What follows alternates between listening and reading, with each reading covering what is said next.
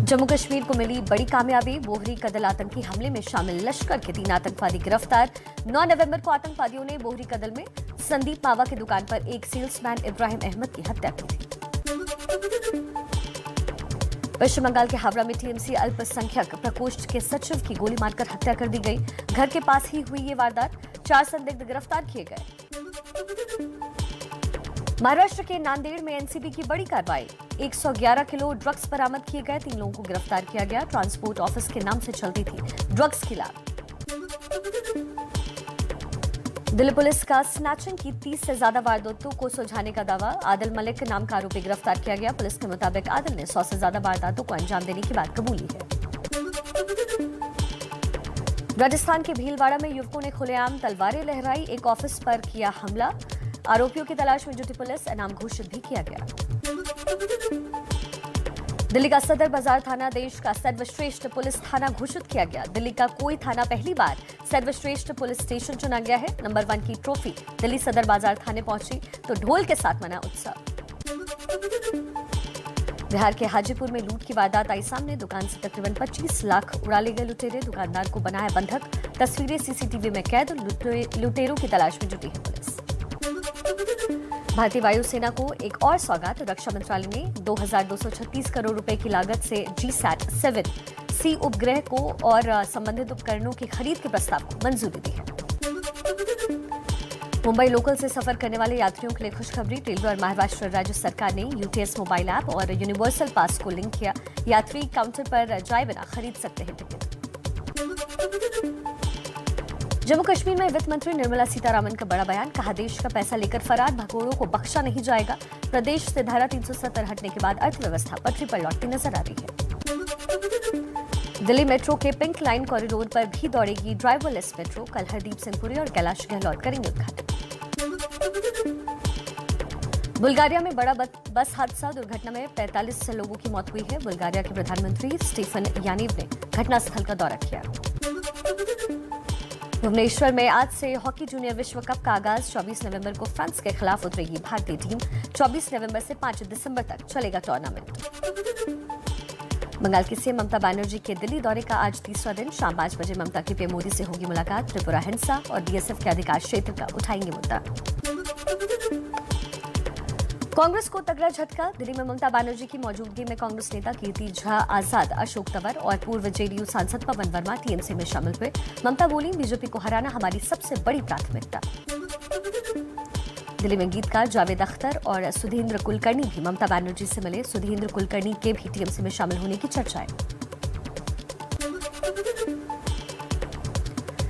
TMC में शामिल होने के बाद बोले पवन वर्मा, 2024 में सबसे बड़े चेहरे के तौर पर ममता बनर्जी केंद्र में होंगी, चाहे सत्ता में हो या फिर विपक्ष में।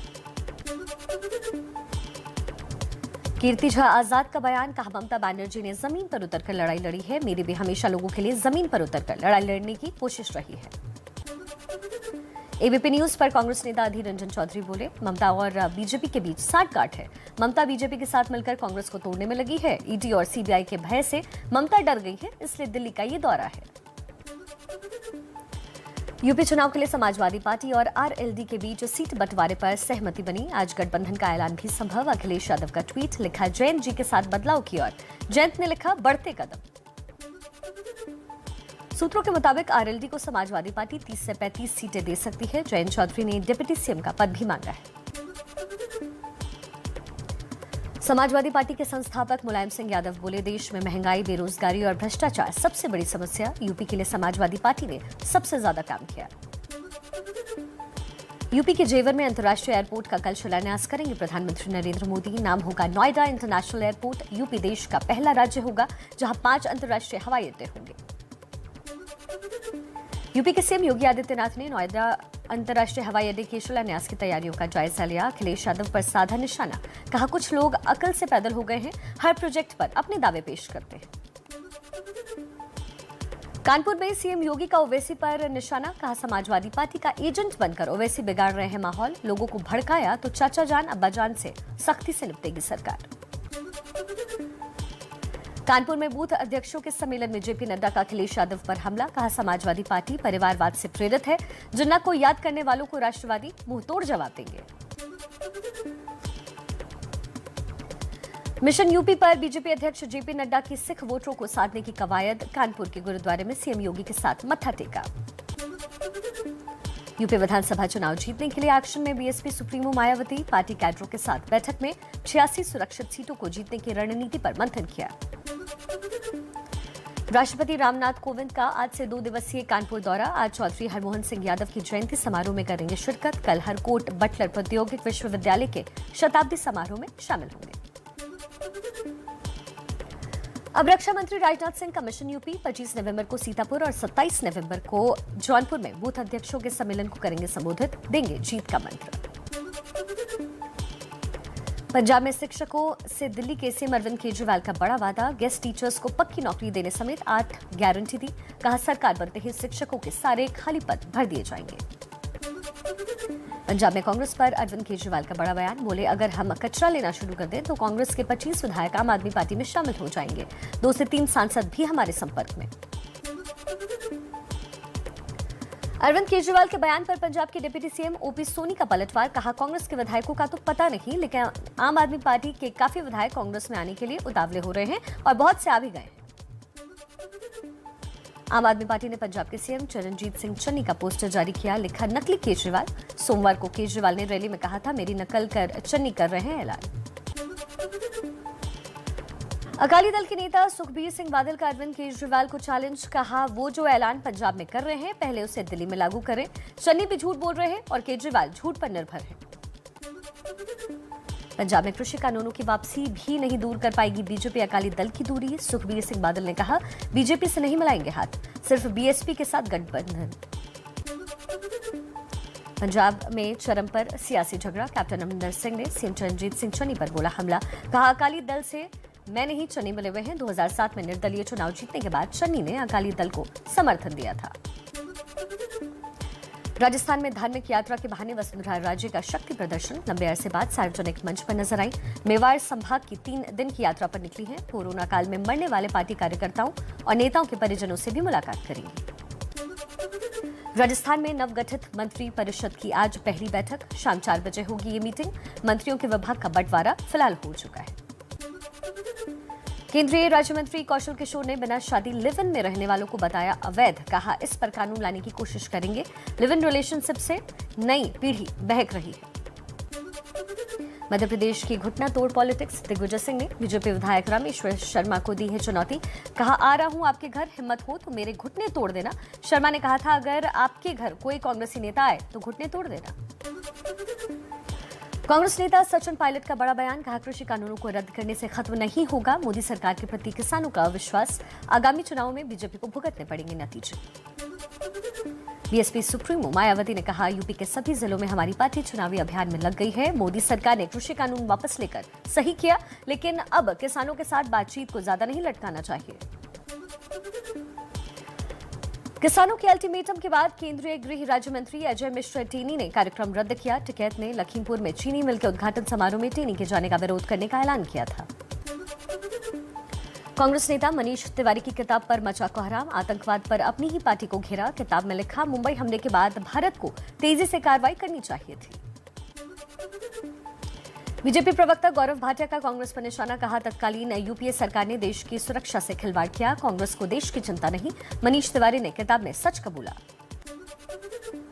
कांग्रेस नेता अधीर रंजन चौधरी ने मनीष तिवारी की किताब पर कहा कांग्रेस से राज्य में आतंक के खिलाफ कड़े फैसले लिए गए, मनीष तिवारी के विचार निजी हैं। कांग्रेस नेता सलमान खुर्शीद की किताब सनराइज ओवर अयोध्या के मामले पर आज दिल्ली हाईकोर्ट में होगी सुनवाई। प्रकाशन और बिक्री पर रोक लगाने की याचिका दाखिल की गई है। त्रिपुरा मामले में ममता बनर्जी को सुप्रीम कोर्ट से लगा झटका, कल होने वाले स्थानीय निकाय चुनाव टालने से कोर्ट का इनकार। टीएमसी ने राजनीतिक हिंसा का हवाला देकर चुनाव टालने की मांग की थी। दिल्ली एनसीआर में प्रदूषण पर आज फिर सुप्रीम कोर्ट में होगी सुनवाई। पिछली सुनवाई में सुप्रीम कोर्ट ने प्रदूषण को रोकने के प्रयासों को लेकर असंतोष जाहिर किया था। दिल्ली के सरकारी दफ्तरों में वर्क फ्रॉम होम खत्म करने और स्कूलों को फिर से खोलने पर आज केजरीवाल सरकार फैसला लेगी।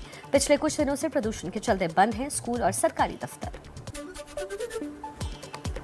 शिवसेना सांसद भावना गवली की आज ईडी के सामने होगी पेशी। मनी लॉन्ड्रिंग के केस में ईडी पूछताछ के लिए समन जारी किया गया है। भावना गवली 18 करोड़ रुपए की जालसाजी और धोखाधड़ी का आरोप उन पर लगा है।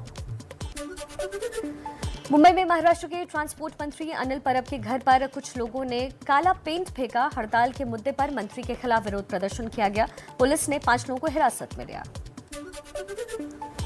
मुंबई पुलिस के पूर्व कमिश्नर परमवीर सिंह को भगौड़ा घोषित करने के आदेश की कॉपी घर पर चस्पा की गई। 100 करोड़ की वसूली केस में पुलिस को परमवीर सिंह की तलाश। परमवीर सिंह के खिलाफ दर्ज वसूली के एक केस के विशेष सरकारी वकील प्रदीप धरत के महाराष्ट्र के सीएम, डीजीपी और ठाणे पुलिस को शिकायत दर्ज की गई है। जांच अधिकारी पर लापरवाही बरतने का आरोप भी लगा है। कहा, जांच से जुड़ी जानकारी साझा नहीं कर रहे हैं अधिकारी। यूपी के फतेहपुर में बीजेपी विधायक विक्रम सिंह का थाने के अंदर धरना प्रदर्शन। समाजवादी पार्टी के नेताओं से हुआ था झगड़ा। आरोपियों की गिरफ्तारी की मांग के लिए थाने में हंगामा किया। दिल्ली के कस्तूरबा अस्पताल के डॉक्टर्स की चेतावनी। हड़ताल सैलरी को लेकर पूर्ण हड़ताल पर जा सकते हैं डॉक्टर्स। पिछले 3 महीने से नहीं मिल रही है सैलरी। दिल्ली में वेतन न मिलने पर रेजिडेंट डॉक्टर्स की अनिश्चितकालीन हड़ताल से मुश्किल में मरीज। उत्तरी दिल्ली नगर निगम के मेयर के आश्वासन के बाद भी नहीं बनी बात। फंड पर नगर निगम और केजरीवाल सरकार में तू-तू मैं-मैं। हड़ताल कर रहे डॉक्टर्स की मीटिंग। समिति के अधिकारियों के साथ हुई बातचीत। मीटिंग में डॉक्टरों से हड़ताल वापस लेने का आग्रह किया गया। समाधान निकालने का आश्वासन भी दिया गया।